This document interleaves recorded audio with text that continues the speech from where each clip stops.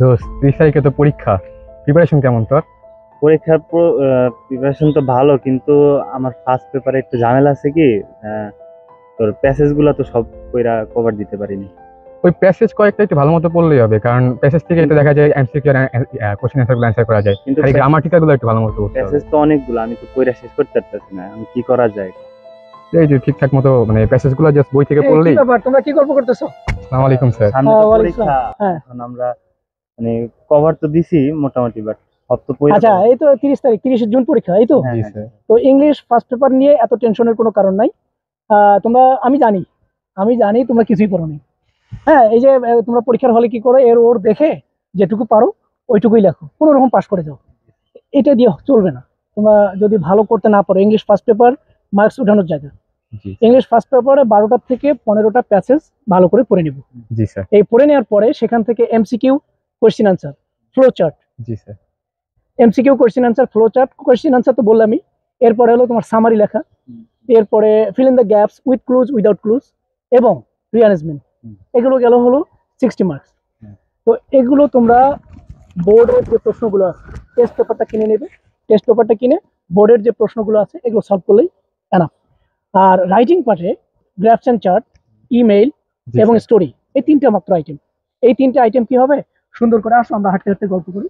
এই তিনটা আইটেম কি করবে তোমরা, ওই বোর্ডের যে প্রশ্নগুলো আছে এগুলো ভালো করে দেখলেই হবে। জি স্যার। তারপরেও আমি এই 1 তারিখ থেকে, অর্থাৎ মে মাসের 1 তারিখ থেকে 1.5 মাসের একটা কোর্স, একদম অনলাইন কোর্স ব্যবস্থা করতেছি। সেখানেও তোমরা অ্যাটেন্ড করতে পারো অনলাইন কোর্সে। ইনশাআল্লাহ। সেখানে এই প্যাসেজগুলো সুন্দর করে বুঝাই দিব, এবং পুরো ফার্স্ট পেপারের 100 মার্কস কিভাবে লিখতে হবে সাজেশন সহ বুঝাই দিব। আর সেকেন্ড পেপারে কোনো জায়গায় সমস্যা আছে? সেকেন্ড পেপার স্যার গ্রামার একটু সমস্যা সেকেন্ড আছে। পেপারে গ্রামারের 9টা আইটেম, 60 মার্কস। এই 9টা আইটেমের মধ্যে যেগুলো একেবারে বেস আইটেম, বেসিক যে আইটেমগুলো আছে, এই আইটেমগুলোর মধ্যে হলো কি কমপ্লিটিং সেন্টেন্স, জি স্যার। তারপরে তোমার right use of verb, narration মানে passage narration, modifiers, sentence connectors, completing sentence.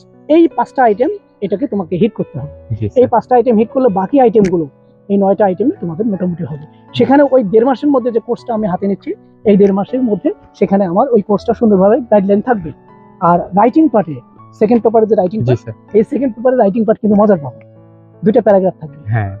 একটা হলো কম্প্যারিজন অ্যান্ড কন্ট্রাস্ট, মানে তুলনা, ওটা থাকবে 15 মার্কস। আর একটা প্যারাগ্রাফ থাকবে কজ অ্যান্ড ইফেক্ট, এটা 15 মার্কস। তাহলে 15, 15, 30। জি স্যার। আর একটা থাকবে অ্যাপ্লিকেশন, প্রিন্সিপাল স্যারের কাছে অ্যাপ্লিকেশন। এই অ্যাপ্লিকেশন হচ্ছে 10 মার্কস। তাহলে 15, 15, 30 আর 10 কত হলো? 40। তাহলে এইভাবে আমরা দেখতেছি যে English first paper 100, second paper 100, একদম জি স্যার। মোটামুটি আমরা খুব সুন্দরভাবে প্রিপারেশন নিতে পারবো। খুব উপকার হতো। তাহলে আমি যদি এইভাবে ক্লাসগুলো নেই, 1.5 মাসের যদি কোর্সটা করি, মোটামুটি হবে। ইনশাআল্লাহ। এর পরেও কোর্স ছাড়াও যদি কেউ মনে করে যে তার কোনো আইটেমের সমস্যা আছে, ভালো প্রিপারেশন কিন্তু কিছু জায়গায় কনফিউশন আছে, তাহলে কমেন্ট বক্সে দিলে তো আমরা আছি। জি sir. Thank you very much.